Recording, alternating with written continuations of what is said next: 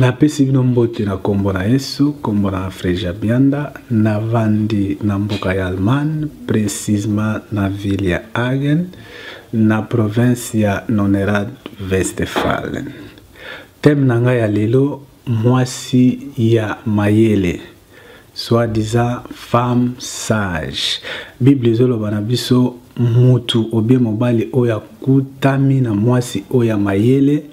aza lokola mutu azui or to palata to diamant na bomoi na ye, voire même aleki or to palata na valeur.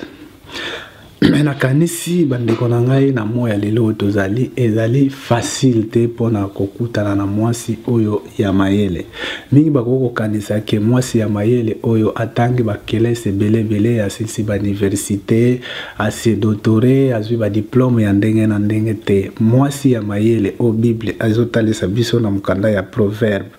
na chapitre 31 verset 10. Mwasi ya mayele oyo abongisaka ndaku na ye. So toke na ete na mibale na livre ya Proverbe 31-25 kuna tokomona ba caractère nini oyo mwasi babengi la femme sage akoki kozala nango. Ça veut dire que ba caractère ba habitude bizaleli lolenge nini mwasi ya mayele akoki kozalela. Mais tozo mona mingi na kati ya société na biso en tant que ba bantu nazali et mwasi wana mayele bele bazoko se confondre que non tellement na tangi na silsi ba classe na yebi plus koleka mobali. Ça veut dire que naza mwasi ya mayele te. Ba caractère ya mwasi ya mayele azali mwasi oyo amikitisa, mwasi oyo tonda compréhension, mwasi oyo azana mutema boboto, mutema munene, oyo aza patient, et surtout oyo azo tambola na kobanga nzambe, kozala na Yesu na bomoi na ye, yende Bible ezotalisa biso ke mwasi ya mayele. Soki tozongi na ebandela mokili tango nzambe asalaki Adam na Eve,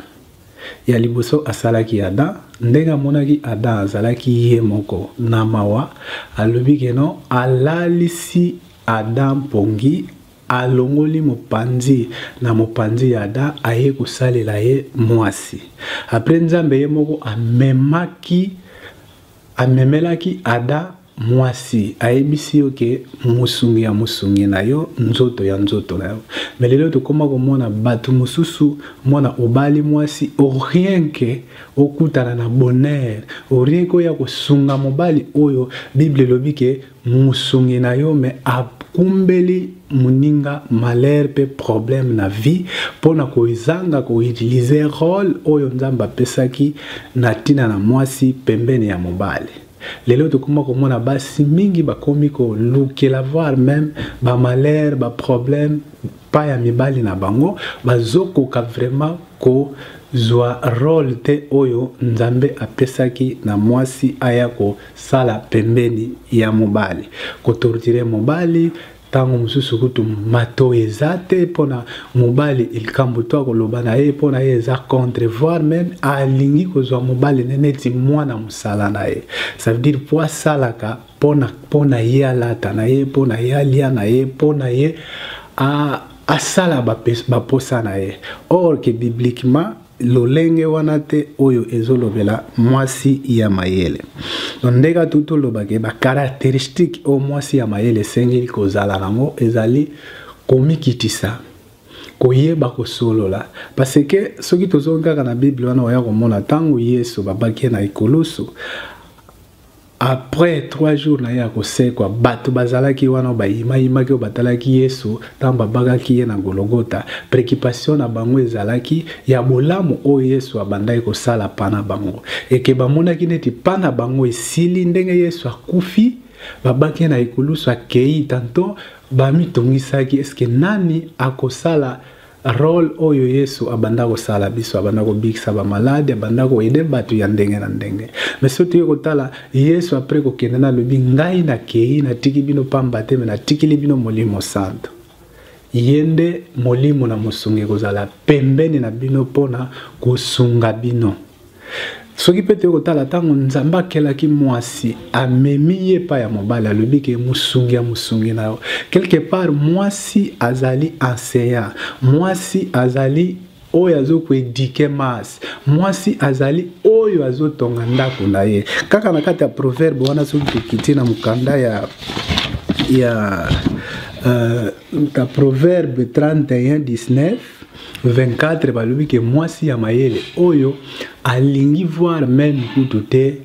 ndako na ye kota nzala oyo abimaka voir même na se ya mbula na se ya neige pona kokende koluka quelque chose pona lesa libota na ye mais lelo sikoyo ekomi au contraire soki mwasi azozwa on dirait mobali atikali so na importance te parce que ye moto azosala mosala ya malamu akozonga na ndako akopesa mobali na ye respecte lolenge esengeli mpona nini ye nde moto atangi azozwa salaire ya malonga or ke femme sage oyo bible ezotalisa biso oyo aza na compréhension oyo azaki ayaki mpona yako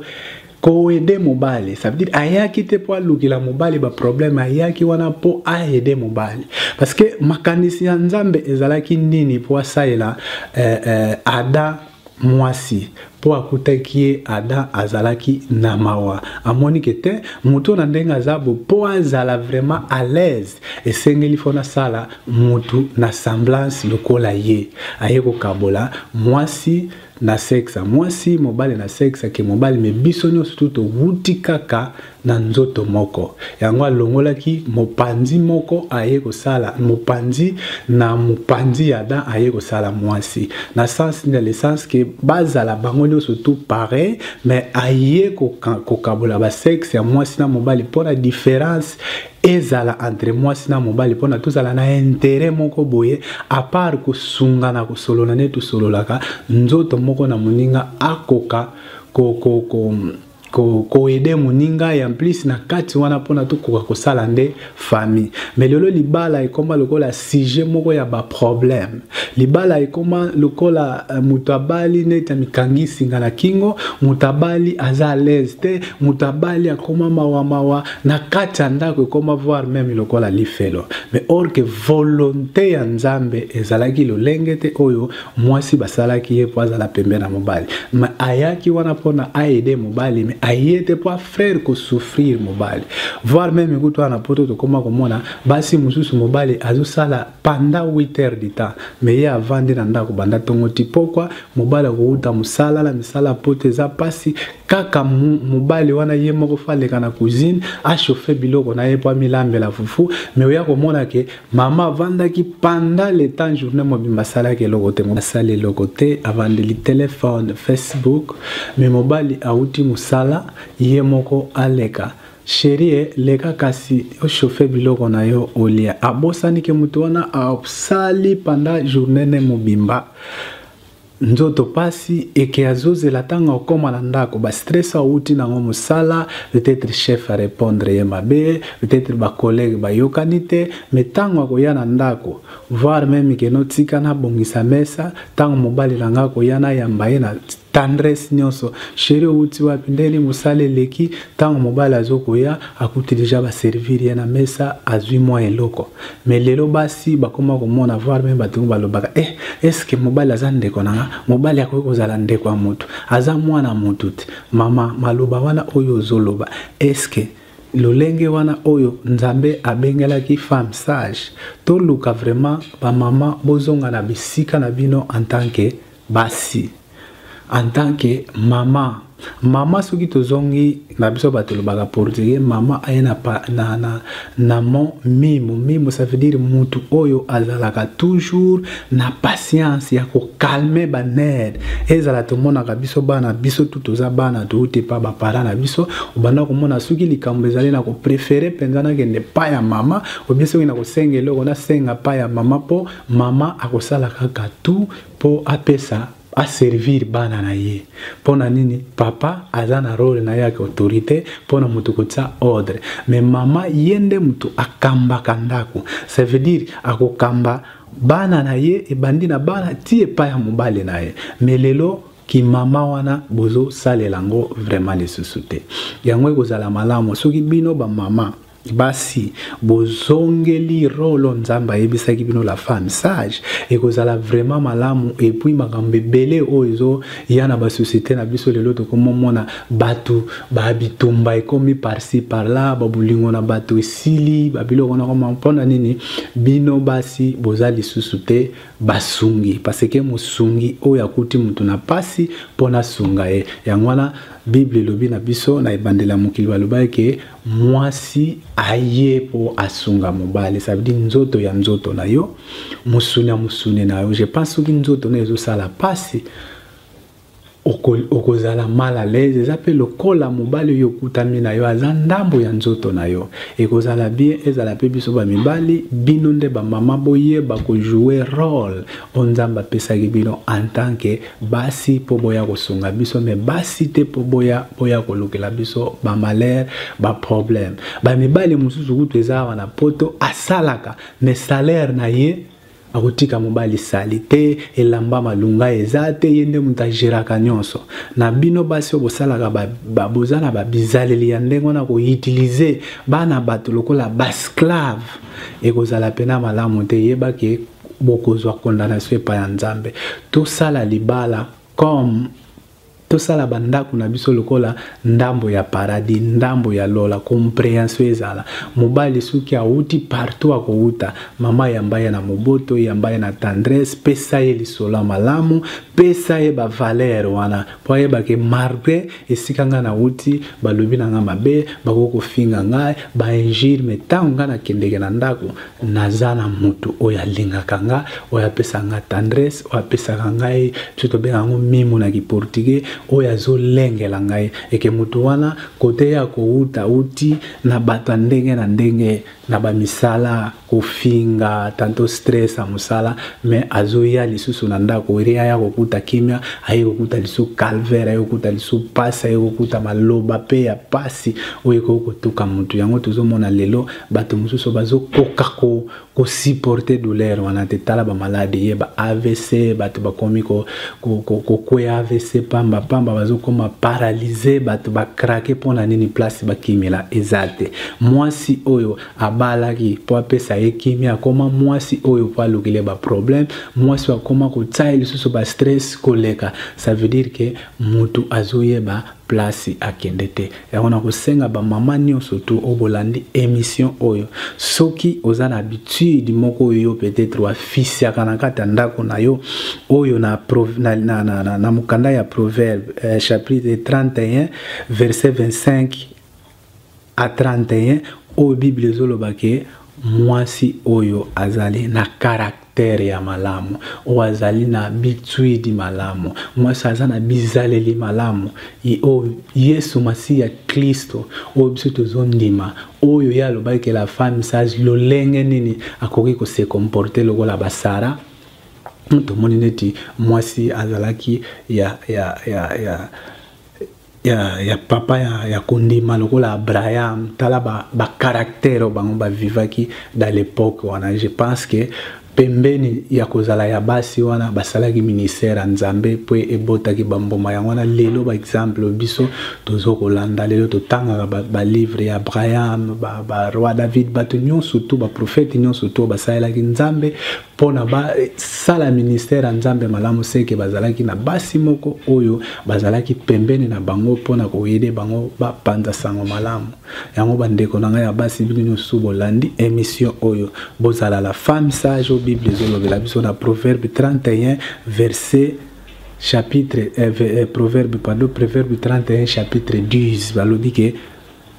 femme sage mwasi ya mayele bozwa ba caractère ya patience ezala dialogue ezala respect ezala bozwa rôle na bino en tant que ba éducatrice ya mas ba enseignant pour mwasi azali wana pona